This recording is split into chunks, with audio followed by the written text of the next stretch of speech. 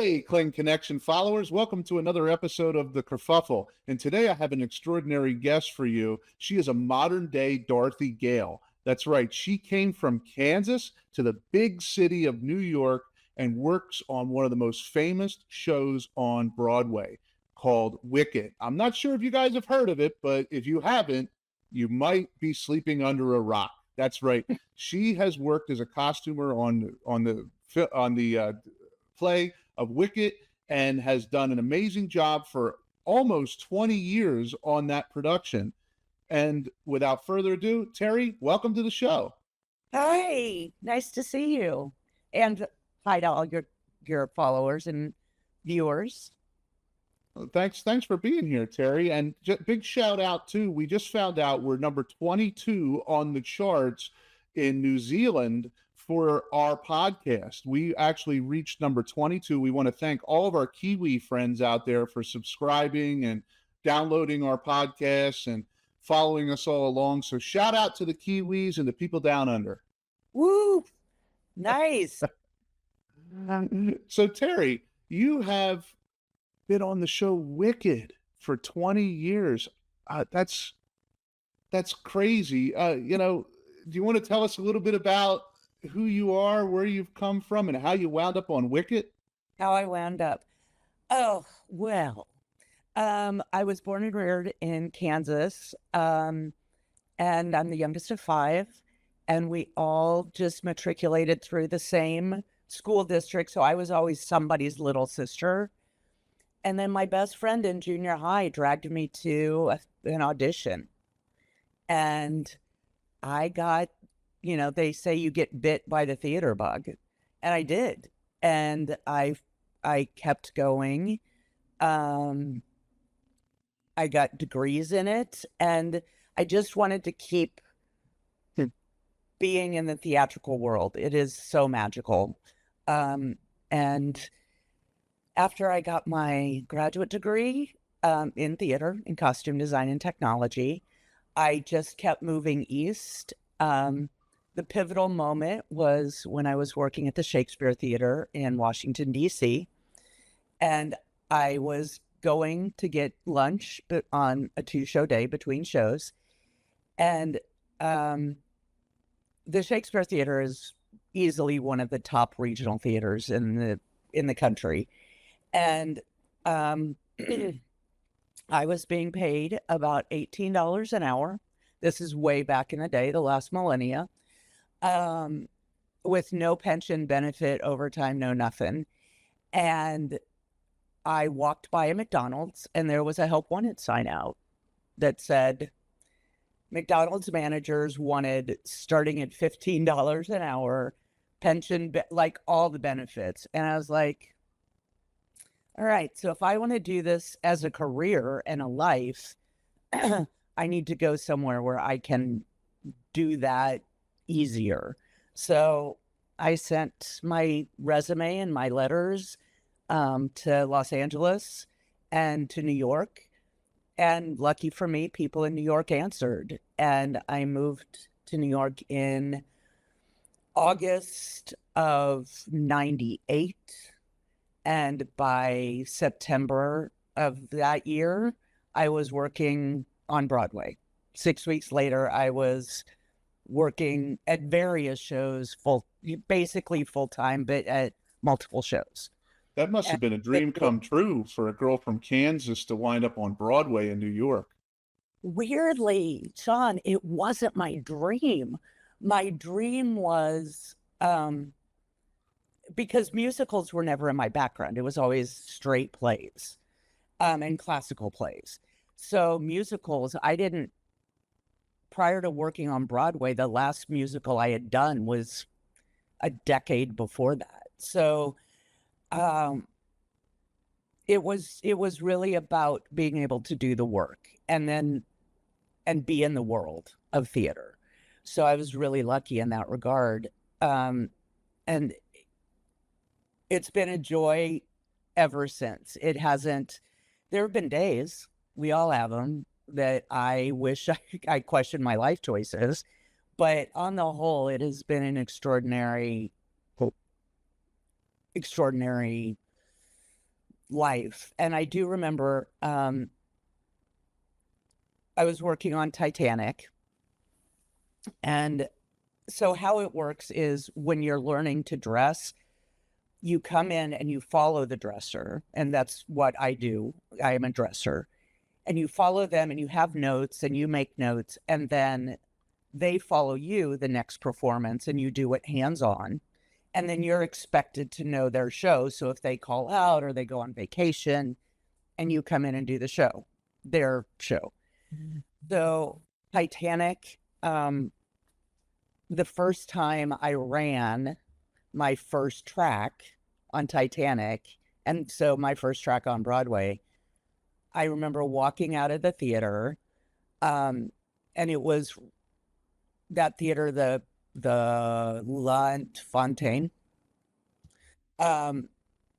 is on 46th and basically between Broadway and 8th. And I walked and sat in Times Square and went, I'm exactly where I need to be. I don't need to go forward. I don't need to go backward. I am where I need to be. And it was just one of those Zen Buddhist moments of like utter perfection. And so I've just been writing that ever since and have never regretted it. Any So of if it. you go, and how did you wind up on Wicked? So getting a job on Broadway, there's many roads. I walked my resume around and I got my initial job, which was doing day work. So what day work is during the day, people come in and prep the costume, do the laundry, do hat calls, do shoe calls. So I had gotten a day work call, and I had worked with the person who was their main stitcher. And she suggested me to learn tracks to be a swing dresser. And so I did that. I acquitted myself well. And then they offered me a position. I think I'd been working part-time, if you will, at Wicked for maybe a month before I was there full-time. So what was it like your first opening night? Like, did you get the chills? Were you nervous? My first opening night was 42nd, the revival of 42nd Street. And that was the first show that I opened on Broadway. I was there from the beginning. It's magical. There are a lot of theater traditions that we have on opening night. One is called the Legacy Robe, and there are some on display in the Smithsonian. And the Legacy Robe is given to an ensemble member that has the most ensemble contracts. And they get this robe that has patches from every other show. And they run around the theater and you have to touch it. And it's just such an amazing tradition. And the audience on an opening night is kind of like no other. And they're just there with you. And it's just 2,000 people and just love and support. And then you go to the party, and that's just, that particular party was huge. And yeah, and you go and you celebrate and you hug and kiss and high five, and the theater smells like a florist because so many gifts and flowers and candy is all over the place, and it is just magical. I've had other opening nights. Coming back from COVID was also from 9/11. They all have different feelings, but it's great. It's the culmination of, a lot of hard work. Getting to an opening night is hard, whether you're doing it in your grade school or whether you're doing it on Broadway. It's a hard road.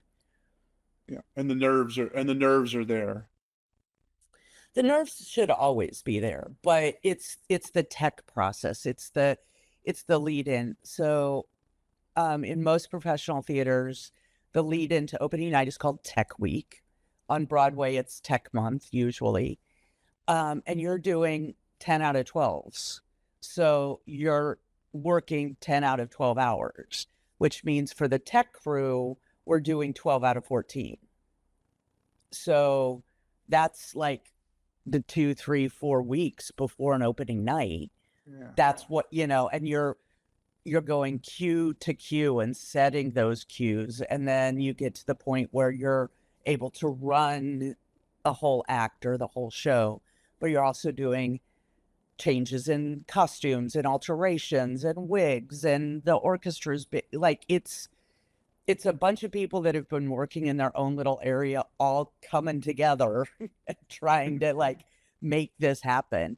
And it is true for, a dance studio putting on their, year-end dance performance. It's not quite as intense, but it's that same process. There are people building those costumes and the lights and like how the musical numbers are going to go and all of it. Yeah, it's surprising that any show ever opens. When you think about all the moving parts and what has to come together, ooh, it's a lot. So you do costuming on Wicked, and who are some of the characters that you work with on that particular play that you do the costume with? Well, if whoever's seen the show, which it's been running 22 years, so I hope most of you have. But so I dress Dr. Dillamond, who is a goat. I dress Bach, and I dress Nessa Rose, who is Elphaba, the Green Witch, Elphaba's sister. And Bach is one of her friends. And I also dress some ensemble members. If you're familiar with the movie The Wizard of Oz, the character that goes, "The wizard will see you now." I dress him. Okay. We have him in the musical too. So I make sure he has his costume on. So I'm sure you got some crazy costume stories that you'd love to share. Oh goodness. Costume malfunctions. Oh yeah. Actually, this just happened a month ago. So Bach and Nessa are both in the opening number. And everyone in the show has a quick change out of the opening number into the next number.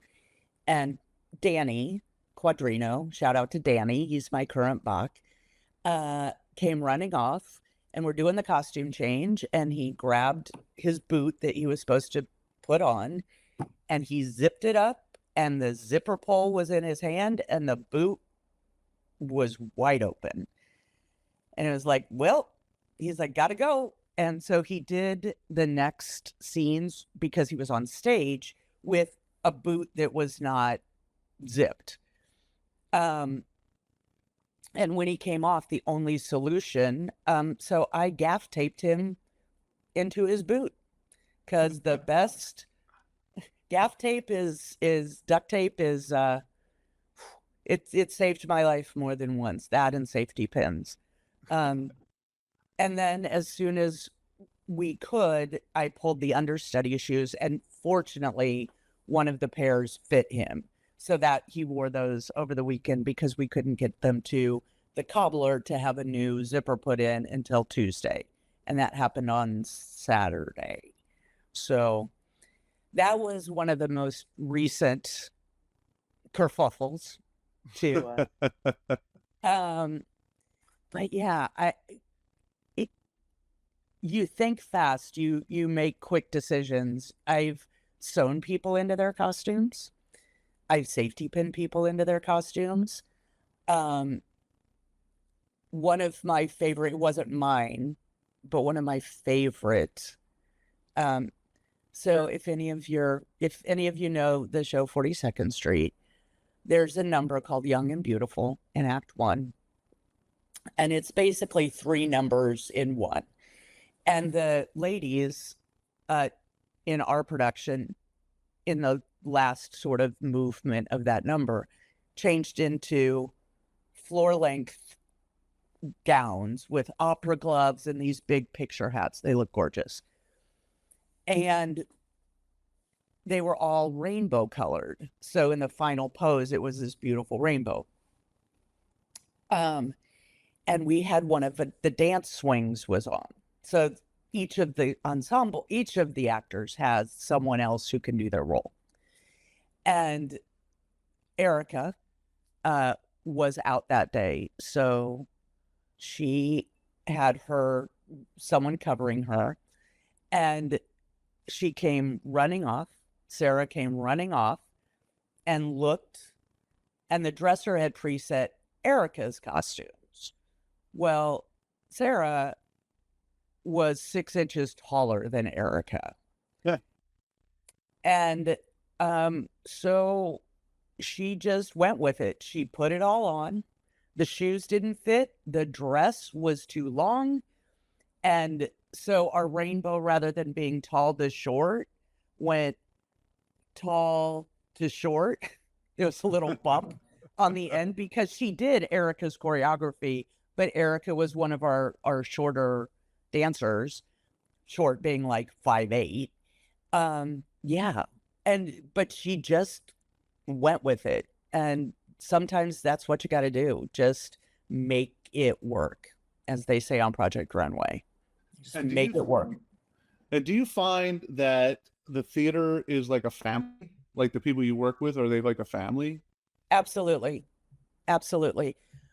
I mean, when you think about it, we are, unlike like corporate America, who is with their coworkers, 5 days a week. We are with each other 6 days a week, 8 shows a week, 52 weeks a year, nonstop.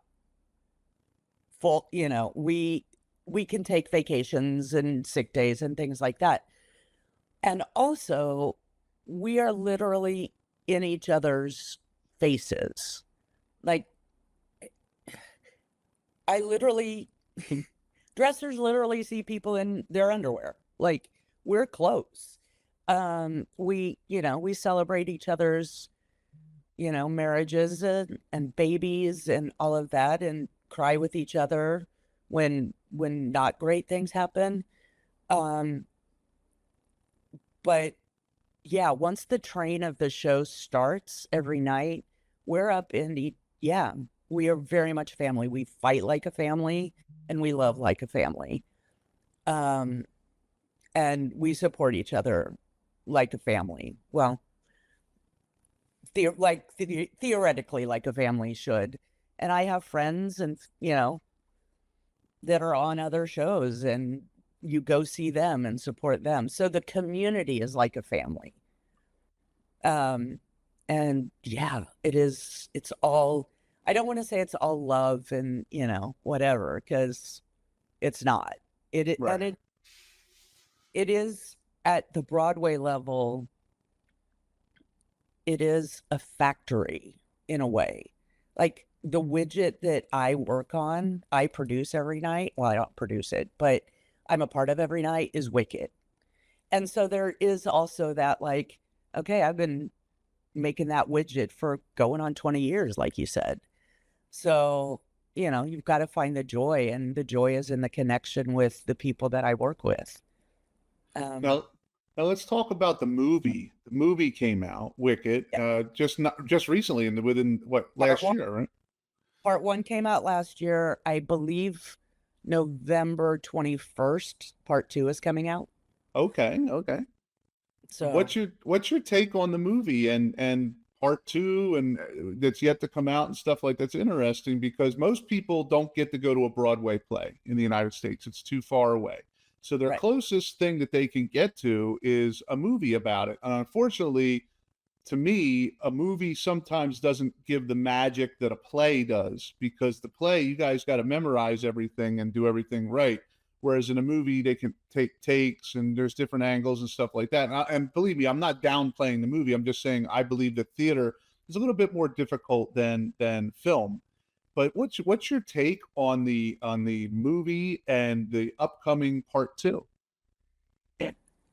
So it's easy. Well, it's not easy, but most Broadway shows do have tours that go around the country and around the world.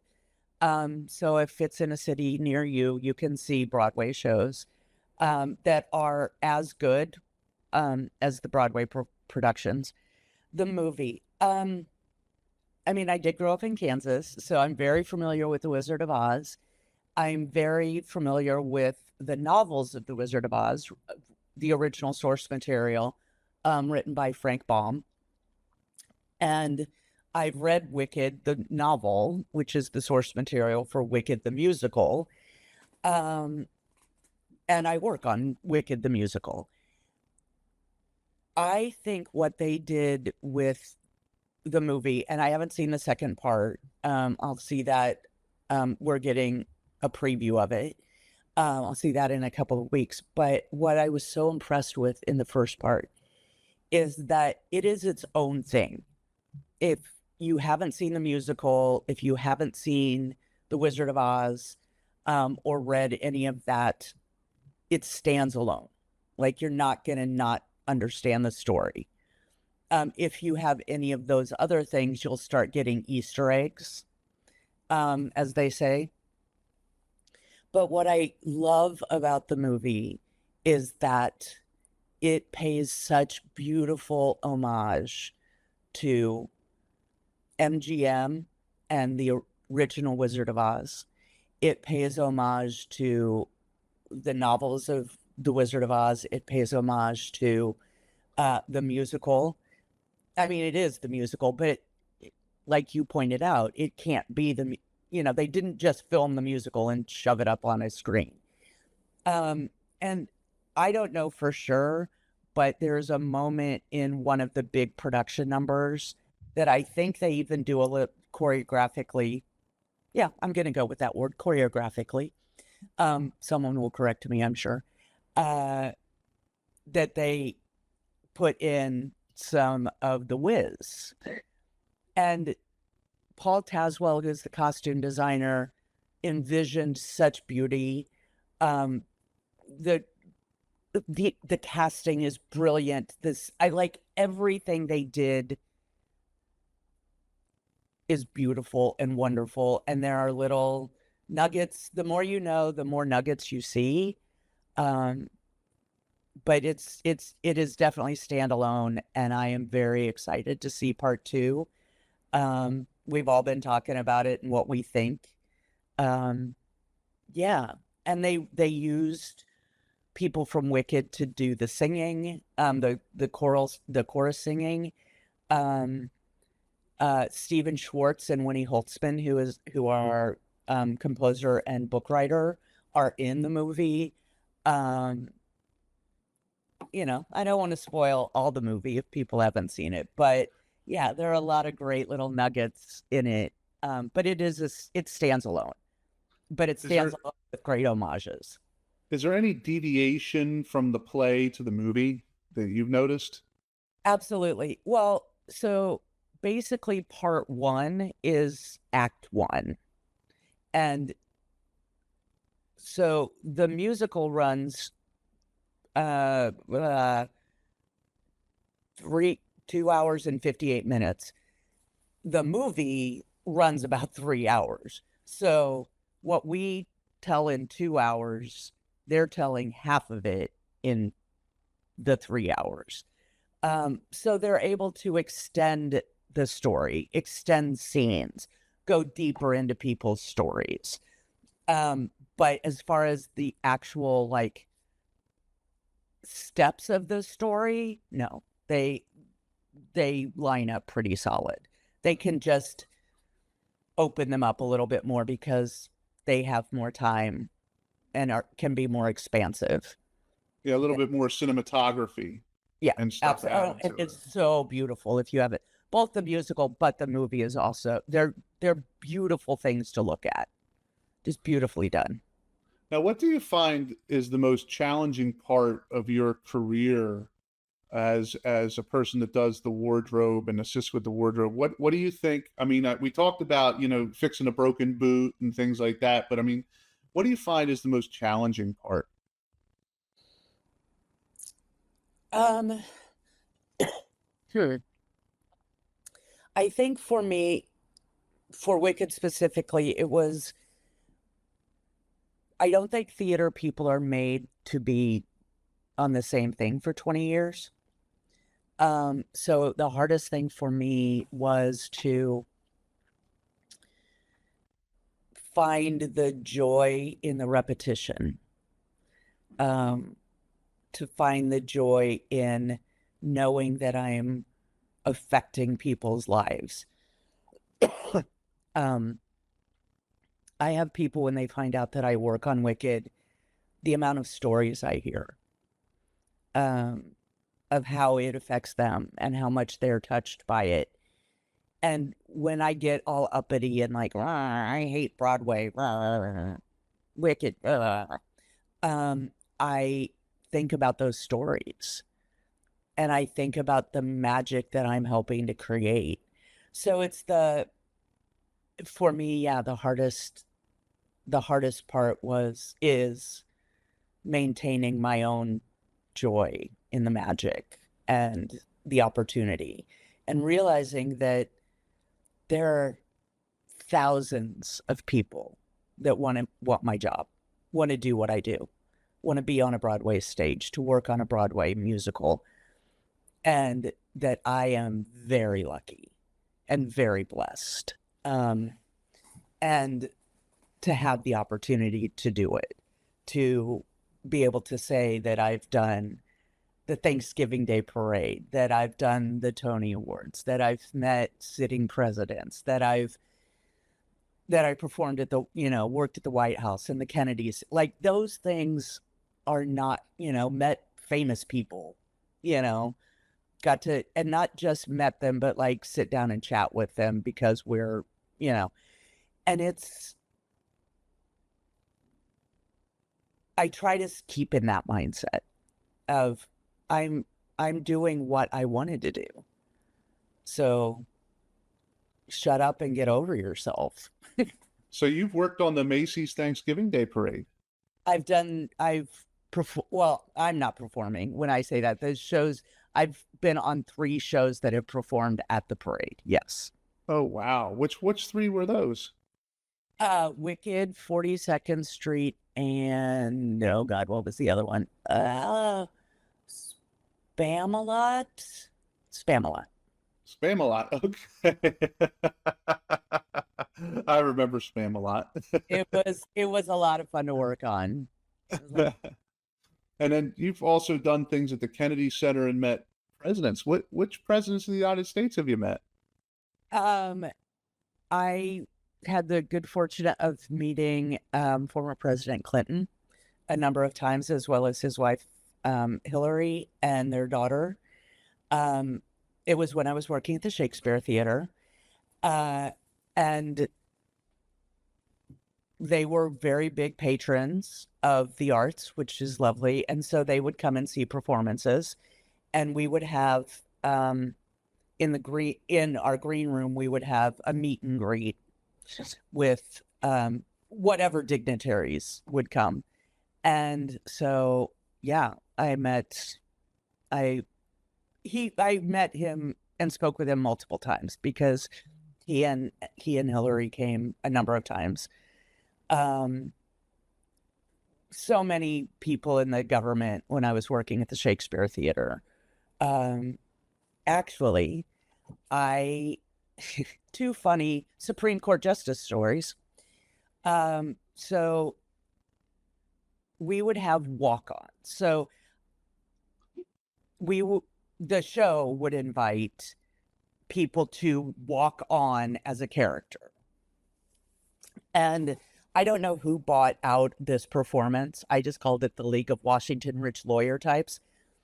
But they had then invited Supreme Court justices to do walk-ons. And so the 2 years that I was there, I got to work with Ruth Bader Ginsburg, Okay. may she rest. And I got to dress her as a troll. And yes, there's photographic evidence because it was in Per Gynt, um, Ibsen's play. And then the next year, it was, oh God, which Henry? I can't remember which Henry it was. Henry IV, maybe. And she actually ad-libbed a line in Shakespeare, which was great, RBG. Um, she had just been quoted prior, like the month prior, misquoted in all the press, and it was a big to-do.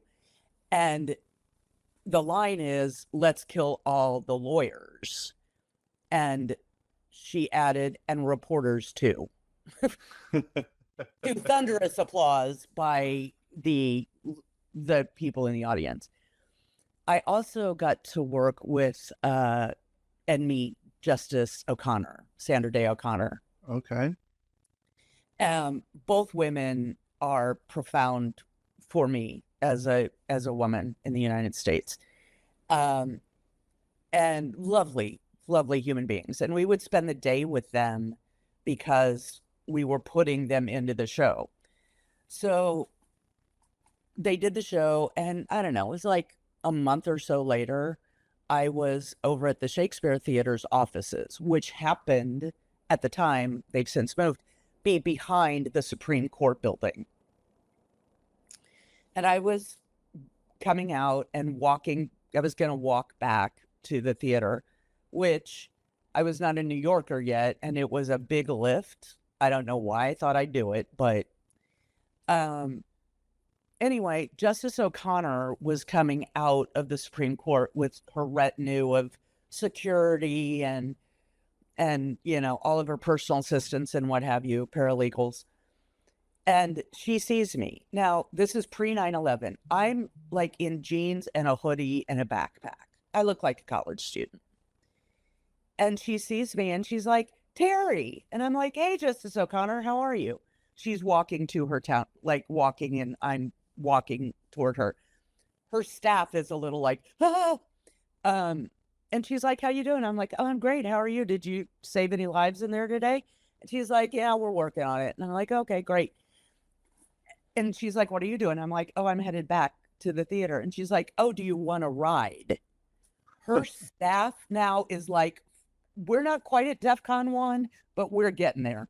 And I can see them. Like, they're all behind her. Like, I don't know if you remember, God, I can't remember the spy TV show where he would take off his shoe and that was his phone.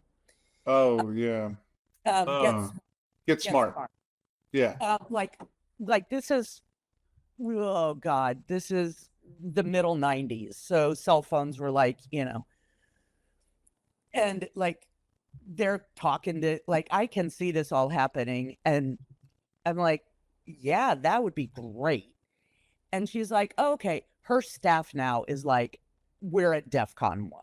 Some stranger, she knows, because she's inviting me to get in her town car. But they don't know me. And they're like, oh. And so she's like, oh. And she told her driver, you know, she's getting in with us. And so I get in the car. She does whatever she does with her staff. She gets in. I'm like, Justice O'Connor, you just freaked your staff out. Like, they are like, I'm surprised they haven't called the police. And she's like, it's great, isn't it? And I was like, oh my God. And so we're chatting and she's like, call me Sandra. And I'm like, absolutely not, Justice O'Connor. I will call you Justice Sandra if you want, but there is no way I am not putting your honorific. You've earned that. And I have autonomy over my body then because of you. So no. And she was great. She was a lovely human being, and yeah, great sense of humor, and just, so those are the kind of things I get to do. I've gotten to do. So how can I tell you that story and then go, and I hate my life, and I hate my job, Broadway, grr. How can I do that? I can't. You know. So And so now you're using your theater stuff to try to educate people on their businesses on a way that using basically theater theory. Am I correct? No, no, not theory. Theatrical solutions for business problems. So let me take theater out, Wicked out of like the art world and look at it as a business. Wicked, the Broadway musical, and any Broadway musical, is a factory. And we produce a widget. The widget that I work on is Wicked. And we have to produce that 8 times a week, sometimes 9, 52 weeks a year, and have been doing it for 22 years. So if you saw the show 22 years ago and you see it today, you have to have the same experience. You are not going to be seeing the same people, but you have to have the same customer experience. And so how do we do that? How do we create a culture of teamwork and trust? And we have a unique way that we do it, and we're doing it on the fly every single performance. I was talking with my nephew, who works for a multinational company, and Jordan is his name. And I was like, Jordan, let me give you a little fun fact. In 22 years, 23 if you include, 25 if you include workshops and all the things that before you get to even producing a Broadway show. In 22 years of Wicked the musical on Broadway, never once have we had the same group of people doing the show. Never once. Cast, crew, orchestra. Never once. And yet, you sitting in the audience can't know that. That we never have the same group of people. We never have the same cast on stage because somebody's out sick or somebody's on vacation or somebody's being swung out. We never have the same crew for the same reasons, the orchestra for the same reason. And yet, you in the audience have to see the show that's been running for 22 years. And it has to look good. It has to be tight. How do we do that? How do we do that when there's a bed on stage in the classroom? Obviously, something's gone wrong. So how do we handle that? How do we handle it when something does go wrong that's not obvious and make it not obvious to you, which happens nightly? Something goes slightly awry. A line flub up, a costume misfortune, a sour note in the orchestra, a prop missing, a prop breaking, like all those things happen. So how do we do that? How do we build that culture? How do we build that trust? How do we build that teamwork? So that's what I'm trying to share now, and bring the world of art and the world of business a little bit closer together, because they're, each side thinks they're different and they're not. And theater is a business. I mean, they're not doing this for free. I mean, there are people that do plays for free, obviously, and a lot of local theaters and stuff like that. But, they are a business. So there is a strategy behind production. There's a strategy behind, plays and musicals, because if the play or musical bombs or doesn't do well, which does happen, it does happen, they might have one showing and they cancel the play or something like that. And it has. And have you ever worked on anything like that?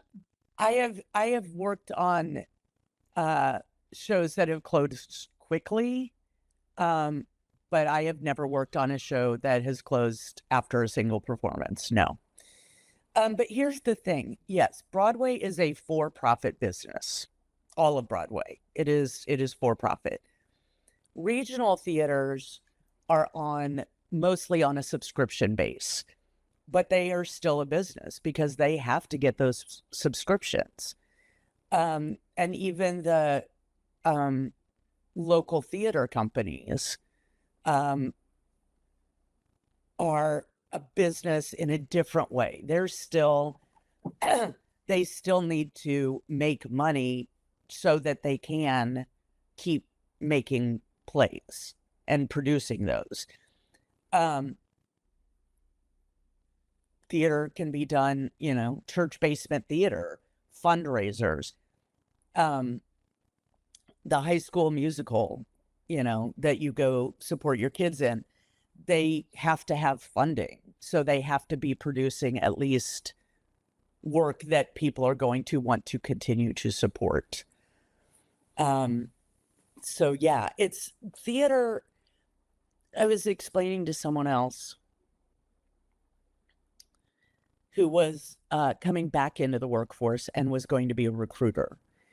And I asked her if she thought if she would go visit the theater department.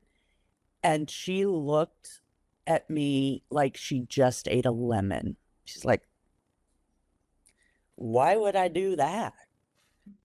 And I said, well, would you like me to explain? And she said, yeah, absolutely.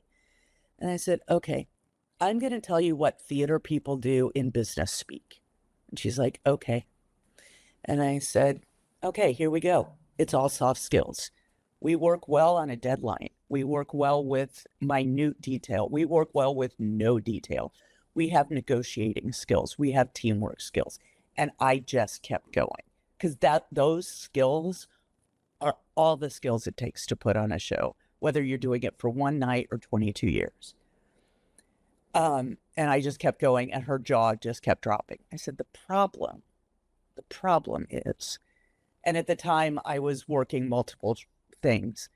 I said, the problem is you look at my resume and you see 20 jobs. What does that say to you? She's like, you can't hold down a job.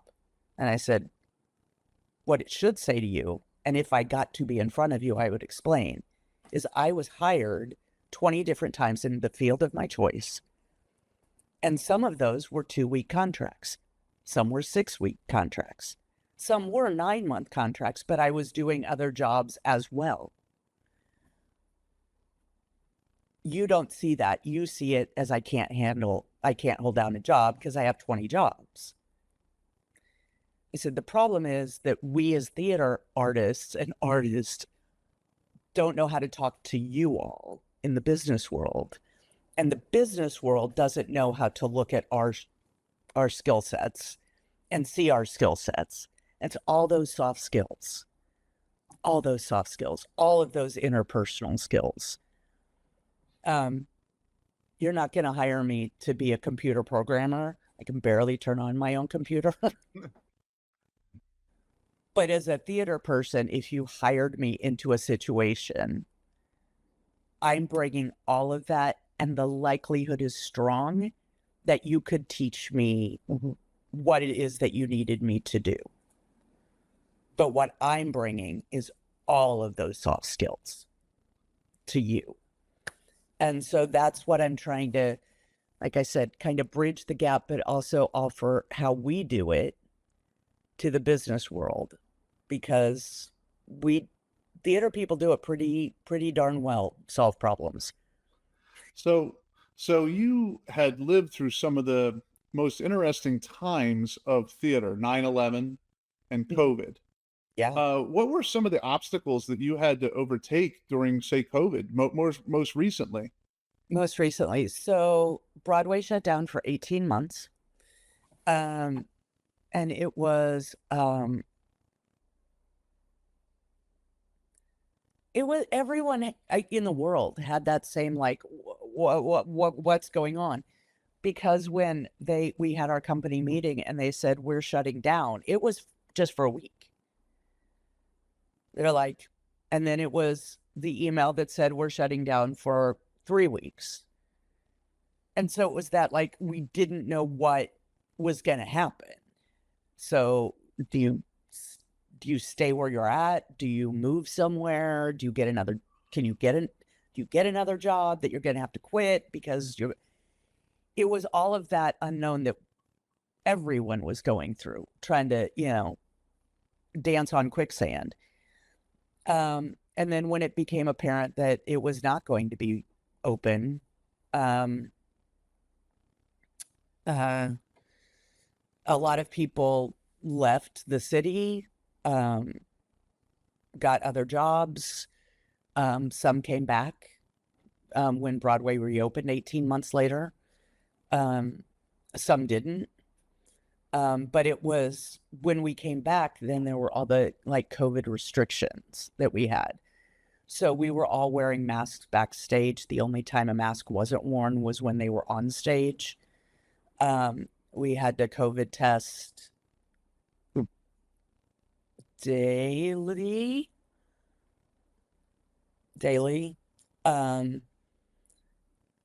We had a strict COVID policy that if you tested positive, how long you had to be out and what you had to do to come back. And it was scary. And then when we came back that opening night, that even before opening night, the first day, we knew we were coming back and we all had to come in and get tested. And we got tested at the theater. All of us, and they taught, wardrobe is going to be from 10 to 11. And like, nobody left. Like, we were all hugging with masked. We were all hugging each other because we hadn't seen our family. We didn't know if people survived, because people were dying, are still dying from COVID. We didn't know if people had left. We didn't know who was coming back. So it was just like a family reunion. It was amazing. And then, remounting the show, we had to, do that and do all the tech work and kind of get back up to speed. But that opening night, man, it felt so special because we didn't know if we would ever be able to do it again. Now, on the flip side of that, going back to September 11th, what was that like? Okay, so I don't want to make light of it. I have a slightly funny version of so September 11th happened on a Tuesday. I know it happened on a Tuesday because my day work, I work at Lion King and I paint their shoes, make sure the rubber, the bottom of the soles are in good. And I have to be there at 10 a.m. Okay, setting the scene, 9/11. I wake up, I'm getting ready, I had my TV on, and there's a station in New York called New York One, and it's New York news 24/7. And they said something about something happening at the World Trade Center. I'm sort of listening while I'm, putting on the beat and stuff. And my first thought was, God, traffic's just going to be gross all day. I have no idea what's happened. Let's be clear about that. So I get on the train. I go in. I get out at like 9:45. I'm walking in the stage door. And the person who was the stitcher comes out. She's like, go home, go home, go home. And I was like, I still have no idea what's going on. And so she goes away and I go in and they said, go home. We're not doing the show today. And I was like, but I still don't know what's happening. I'm like, okay. So I leave and I get back on the subway. I'm on the number 7 train, which goes out to Queens, which is where I live. So I got on at 42nd Street and I went to 5th Avenue, which is the next stop. I am reading Gourmet Magazine's 75th anniversary. I still have no idea what's going on. And I was reading a really great article and I finished the article and I look up and there's nobody in the car. Good. I was like, well, that's strange. No announcements are happening. And I look at the cars on either side. Nobody's in the car. Like, okay. And I look on the platform. Nobody's on the platform. And I'm like, okay, Either something's going on or the rapture has happened and I didn't make the cut. Okay. So I get out, still no announcements. I still don't know what's going on. By that point, the towers had collapsed. I know this now, having put a timeline together just for my own curiosity. So I'm like, okay, well, I'll go catch a bus. I still don't know that they've collapsed. So I'll go catch a bus. And I walk toward Grand Central. And I get to Grand Central, and there's just like this gigantic group of people all staring south. And you know, when you walk by somebody and they're looking up, you look up. So I stopped and I'm looking and I'm just seeing dust down toward downtown. And I was like, what's going on? And they're like, the World Trade Center's collapsed. And I went, I thought they were joking. And I was like, dude, I'm just going to go get on a bus and go home. So I didn't believe them. So I got to Lexington. By that point, all of the transit had shut down. And this is early enough in cell phones that you're not getting alerts and things like that we would be getting today. So I'm like, well, I guess I get to walk home to Queens. So I'm walking up Lexington toward the 59th Street Bridge, and there are bars, and bars have TVs on. And I stood outside and I was watching the TV, and that's when it all literally hit me. That person wasn't lying, and what was going on. And I immediately started trying to call my family. And again, cell service is not what it is today. And I was calling my sister, one of my sisters, and I just kept hitting redial. And I finally, after about 20 minutes, got a hold of her office. And the person that answered the phone said, I'm sorry, but she's in a meeting. She can't talk right now. And I said, I'm her sister in New York City, and she needs to talk to me. And she was like, just a second. And my sister got on the phone. I'm like, I am fine. I am walking home. I have no cell service. This is, I explained. I said, if I have internet, but will you let everyone know I'm okay? So then I got to the 59th Street Bridge, and I know enough about military history that when you're trying to take a city, you take out the bridges. And now I have to walk a bridge. And that was the first time that I was really scared, because nobody at that point still knew whether the city was being, like, the extent of what it was. And I remember. I'm like, okay, well, we are about to die, salute you. I can either, live at the 59th Street Bridge, or I can walk over and hope for the best. And I walked over and walked home, and we were out. We came back Friday night. And that performance was also, all of us were just crying. And again, we didn't know who survived. A friend of mine who I did get a hold of said, I didn't know if you were running errands or were downtown. Like, I could have been downtown just going to get something.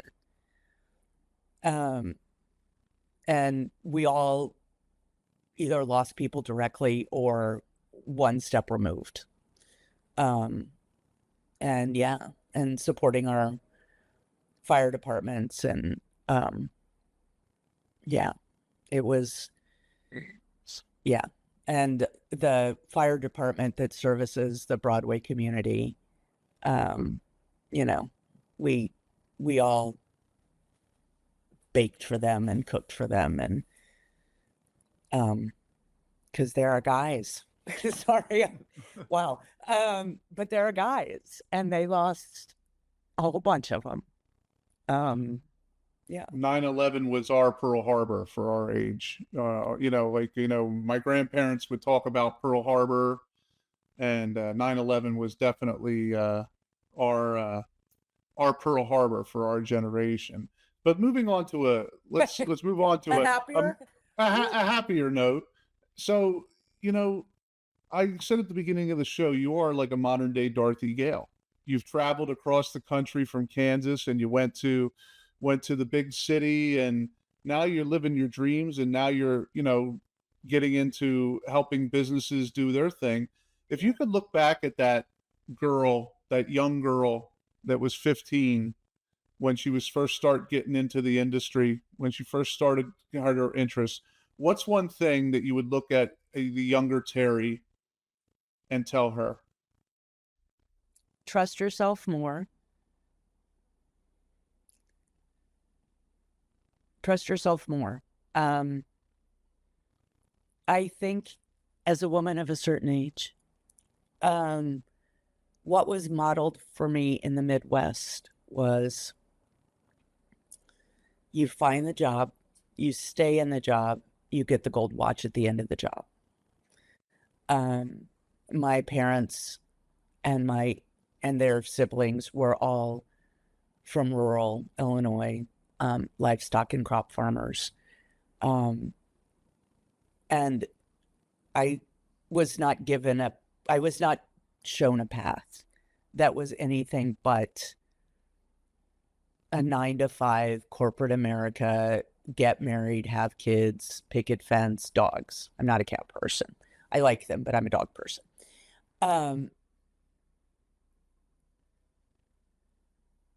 So don't believe the myth and trust yourself, because your gut will never steer you wrong. And it's not going to make sense to others. And that's okay. But trust yourself. Teri, it's been amazing having you on the show today. I've learned so much about your journey, about the things that you've done in your life. You are an inspiration to young women all over the place that are looking to get out of that small town. I grew up in a small town in Pennsylvania, so I know the feeling of the small town. And Teri, I really want to thank you for being on the show. It's been an honor to have you. Thank you so much for inviting me in this conversation. It's been incredible. And if anybody has questions or want to ask me anything more, I know you're going to provide my socials and stuff, but this has been amazing. Thank you, Sean. And if you guys like what you saw, make sure to like, share, and subscribe, and click that notification bell below. We're on all the podcast platforms, everything from Spotify, Apple, and Amazon, and iHeart. We're also on YouTube, Rumble. We're on TikTok, Facebook, Instagram, and have our website, thekerfuffle.com. Go there and check us out. And in the meantime, have fun storming the castle.